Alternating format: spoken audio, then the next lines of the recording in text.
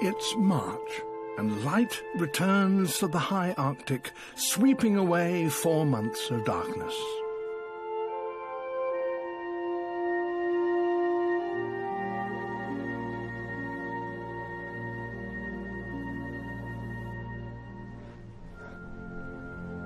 A polar bear stirs. She has been in her den the whole winter. Her emergence marks the beginning of spring. After months of confinement underground, she toboggans down the slope, perhaps to clean her fur, perhaps for sheer joy.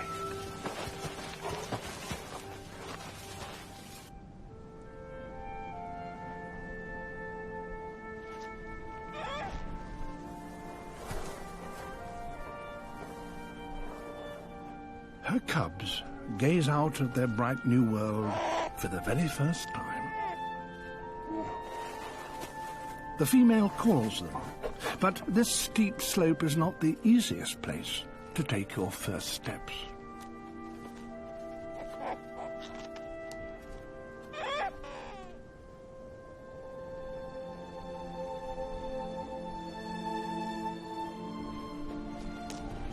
But they are hungry and eager to reach their mother, who's delayed feeding them on this special day. Now she lures them with the promise of milk, the only food the cubs have known since they were born, deaf and blind beneath the snow, some 2 months ago.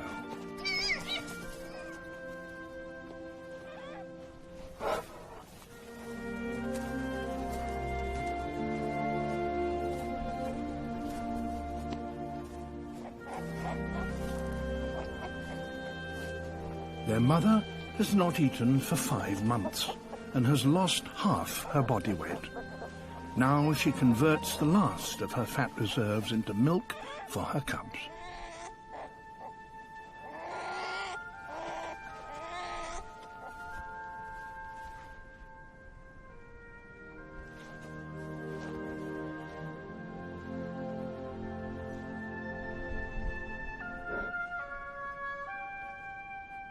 The spring sun brings warmth, but also a problem for the mother.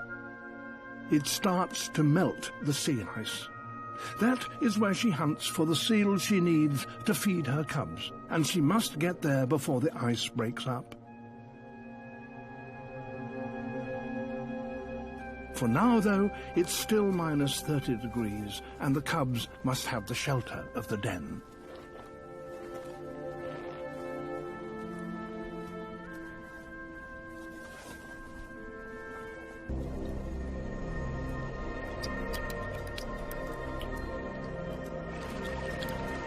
We are rapidly losing ice cover. It is happening as we speak.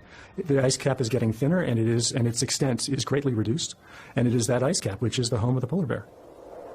And so they're finding that the places they're accustomed to breeding and the places they're accustomed to hunting are disappearing.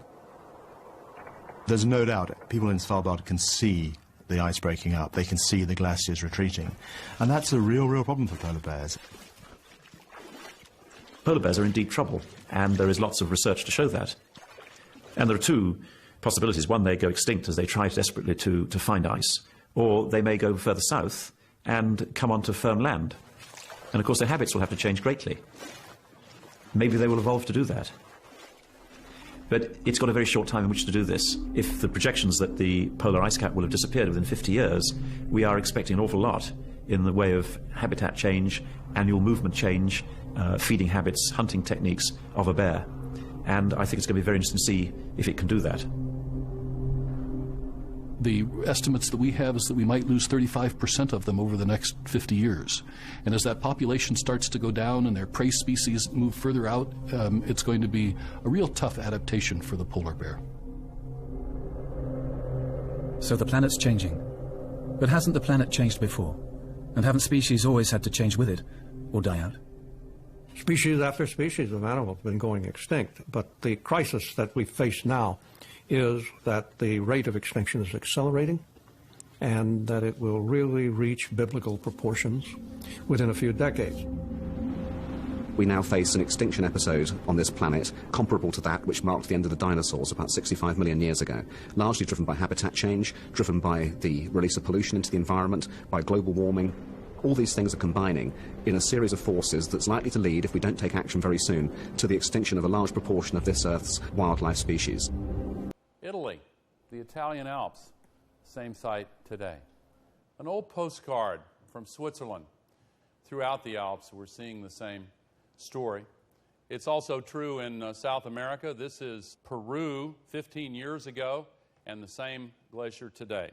This is Argentina 20 years ago, same glacier today. 75 years ago in Patagonia, on the tip of South America, this vast expanse of ice is now gone. There is a message in this. It is worldwide. And the ice has stories to tell us. My friend Lonnie Thompson digs core drills in the ice. They dig down and they bring the core drills back up and they look at the ice and they study it. When the snow falls, it traps little bubbles of atmosphere, and they can go in and measure how much CO2 was in the atmosphere the year that that snow fell. What's even more interesting, I think, is they can measure the different isotopes of oxygen and figure out a very precise thermometer and tell you what the temperature was the year that that bubble was trapped in the snow as it fell. When I was in Antarctica, I saw cores like this, and a guy looked at it. He said, right here is where the U.S. Congress passed the Clean Air Act. And I couldn't believe it, but you can see the difference with the naked eye. Just a couple of years after that law was passed, it's very clearly distinguishable. They can count back year by year the same way a forester reads tree rings, and you can see each annual layer from the melting and refreezing. So they can go back in a lot of these mountain glaciers 1,000 years. And they constructed a thermometer of the temperature. The blue is cold and the red is warm. Now, I show this for a couple of reasons. Number one, the so-called skeptics will sometimes say, oh, this whole thing, this is a cyclical phenomenon. There was a medieval warming period after all. Well, yeah, there was. There it is right there. There are two others. But compared to what's going on now, there's just no comparison.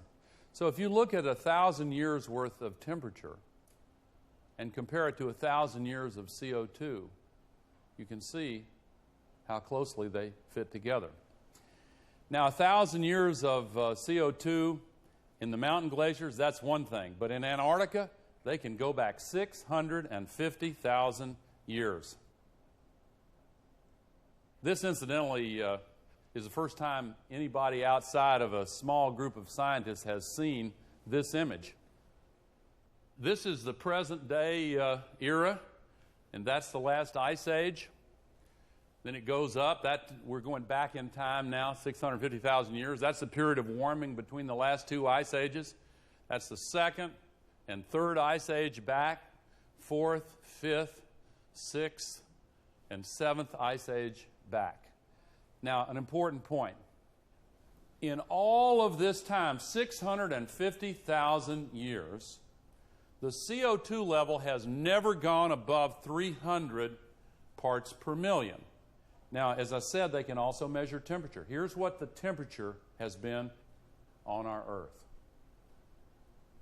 Now, one thing that kind of jumps out at you is, well, let me put it this way. If my classmate from the 6th grade that talked about Africa and South America were here, he would say, did they ever fit together? Most ridiculous thing I've ever heard. But they did, of course. And the relationship is actually very complicated, but there is one relationship that is far more powerful than all the others, and it is this. When there is more carbon dioxide, the temperature gets warmer because it traps more heat from the sun inside.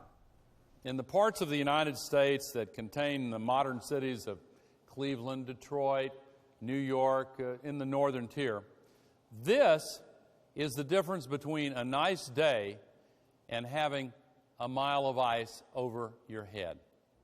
Keep that in mind. when you look at this fact. Carbon dioxide, having never gone above 300 parts per million, here is where CO2 is now.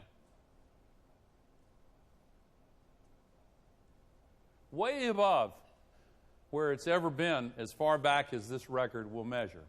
Now, if you'll bear with me, I want to really emphasize this point. The crew here has tried to teach me how to use this contraption here, so if I don't kill myself, I'll...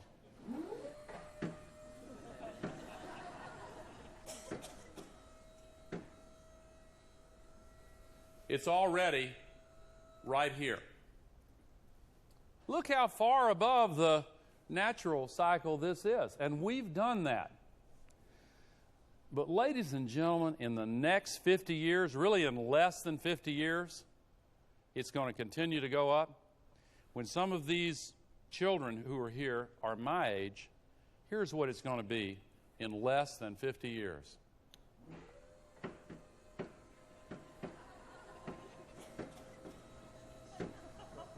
You've heard of off the charts.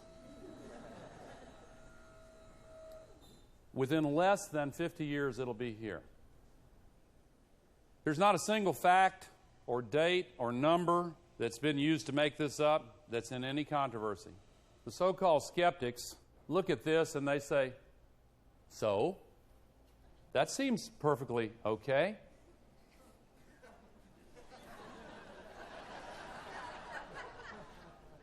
Well, again, if on the temperature side, if this much on the cold side is a mile of ice over our heads, what would that much on the warm side be?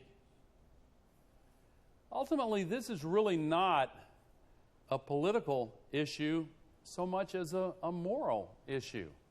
If we allow that to happen, it is deeply unethical.